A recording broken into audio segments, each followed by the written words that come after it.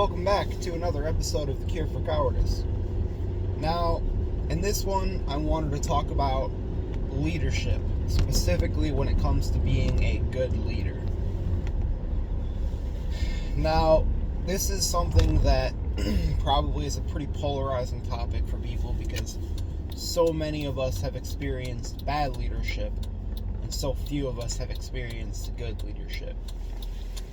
And I want to make it clear that while I do strive to be a good leader, I wouldn't even call myself a leader at this point, much less a good one. But anyways, I'm just going to run through my opinions and my ideas of what the qualities of a good leader are and how we can strive to be more like them.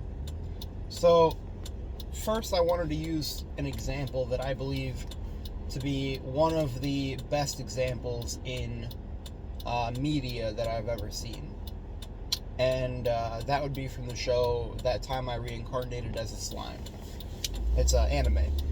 But the character I'm talking about is Rimuru Tempest. Now, basically, Rimuru starts off as one of the weakest types of creatures in this universe, and very quickly befriends one of the most powerful by sheer happenstance, and as a result elevates his own status and power significantly.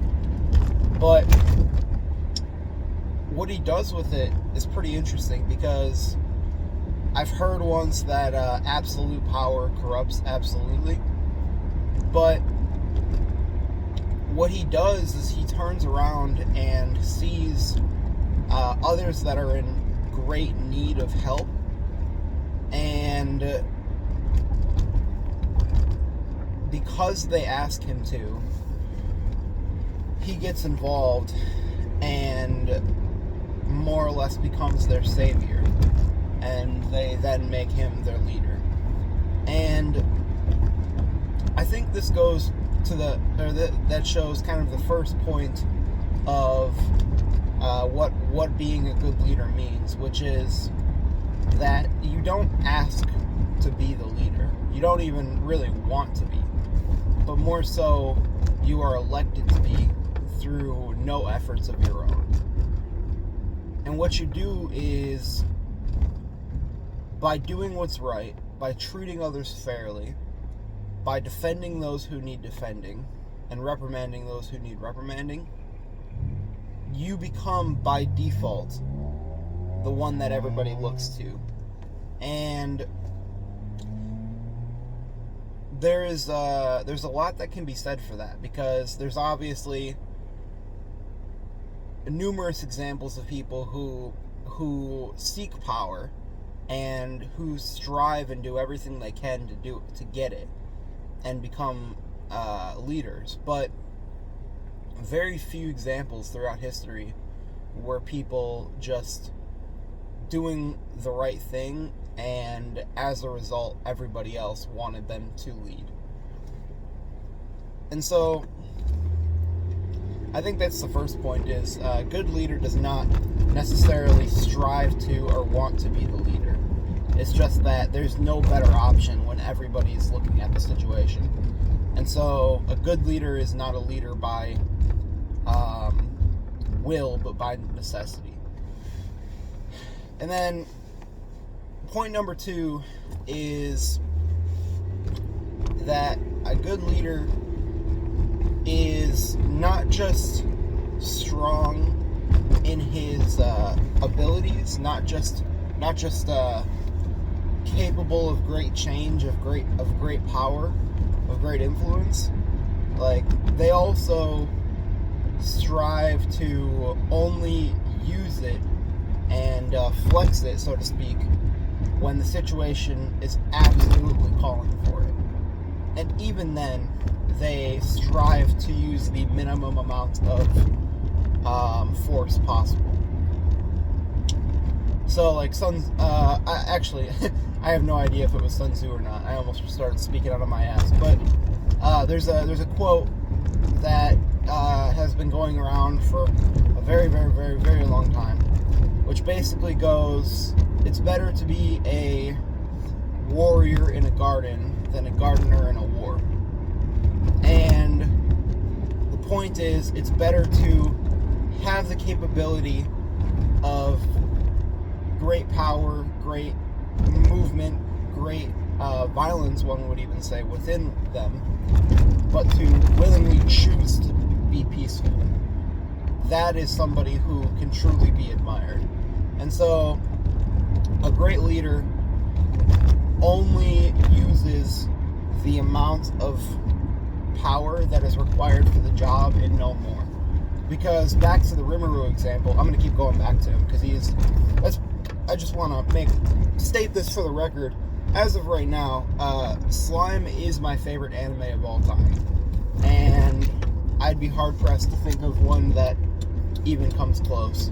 Although there are obviously many good ones. But Rimuru is so beyond absurdly powerful.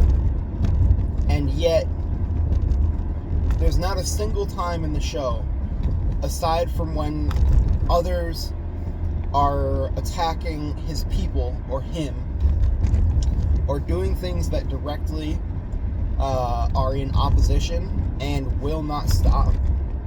There's not a single time in the show where Rimuru exerts his influence or his power over somebody because he can.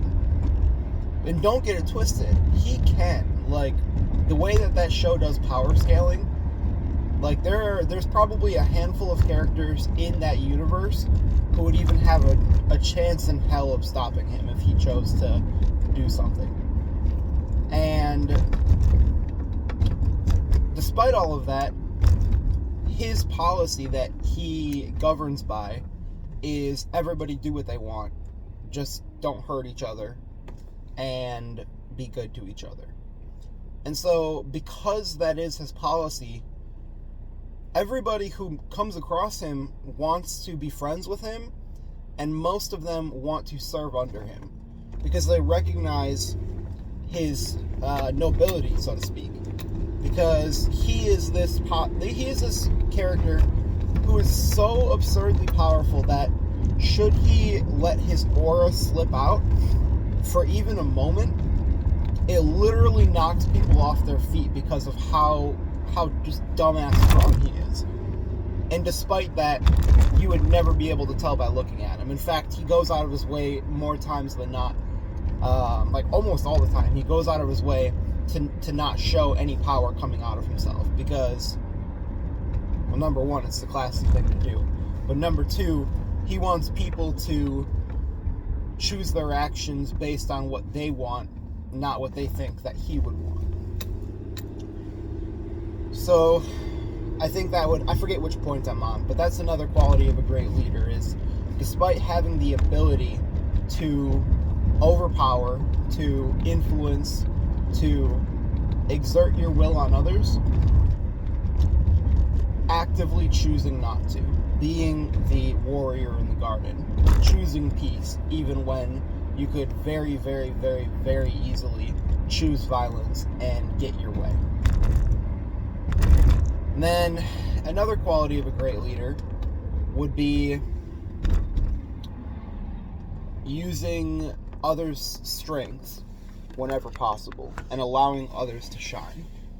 Because on that same token, he is so powerful and he has so many abilities that, I mean, realistically, any situation throughout the entire show, he could handle personally. And he could probably do it like that. And he would do it in such a way that anybody else who saw it, who witnessed them, would not even dream of coming against him again. But instead of doing all of that, he has his loyal friends and family who are serving under him, and he uses their abilities and their strengths at every opportunity. So he doesn't just delegate. He looks at who they are as a person, what their motivations are, what their strengths and weaknesses are, and what their relationships are with other people who serve beneath him, and comes up with the best possible use for their talents that will make them the happiest and will provide the most good for the country. And so he could, like I said, he could very easily handle any situation that happens himself and tell all of them to just not get involved. And for that matter, he doesn't even need to have a nation underneath him, because he could probably do the vast majority of it himself as well. But instead, he doesn't just delegate, he empowers his people to be able to go out and do the things that need to get done in such a way where they can feel pride and they can see that their own efforts are greatly contributing to the cause. So that's another mark of a great leader. They don't do everything themselves. They delegate, and they don't just delegate, but they pick the exact perfect task suited to the individual who they are assigning it to, and do everything in their power to ensure that that person not only is equipped with everything that they need to be successful, not only that they understand how important that task is for everybody else, but they let that person take all of the glory for it and all of the credit, because they deserve it. Because instead of handling a situation himself, which he could extremely easily do, he wants his people to feel useful too. And not just feel useful, but he wants his people to feel like they belong and that they are pulling their weight. And so that's another mark of a great leader. Now, like I said, this is my favorite show of all time right now, and my favorite character within my favorite show. And because of that, I'm going to be making probably a lot of videos throughout time talking about him, because he is truly a role model and an example to follow. But as of this moment, I need to run in to my job here because I am a minute late. So, I'll catch you on the flip side.